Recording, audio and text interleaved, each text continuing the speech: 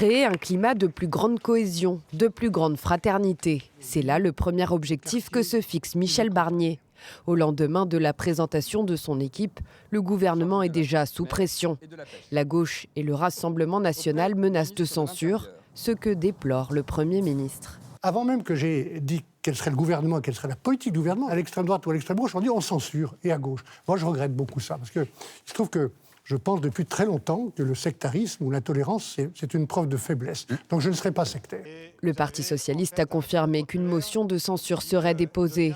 De son côté, le RN attend d'en savoir plus sur l'élaboration du budget 2025 pour se prononcer. Et c'est justement sur ce sujet brûlant qu'est attendu le gouvernement Barnier et sur la question des impôts. Il marque un changement de cap avec la politique économique menée par Bruno Le Maire depuis 7 ans. Je ne vais pas alourdir encore l'impôt sur l'ensemble des Français, mais je ne vais pas exclure dans l'effort national qu'il faudra faire que les personnes les plus fortunées participent, comme certains balles, ils font partie de la communauté nationale. Certaines très grandes sociétés multinationales qui marchent bien peuvent aussi contribuer à l'effort national de redressement. C'est notre intérêt.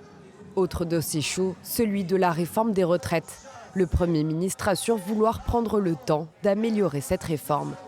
Enfin, il veut calmer les premières tensions apparues sur les sujets sociétaux. Michel Barnier a assuré que les grandes lois, comme celle sur l'interruption volontaire de grossesse ou sur l'assistance médicale à la procréation, seraient préservées.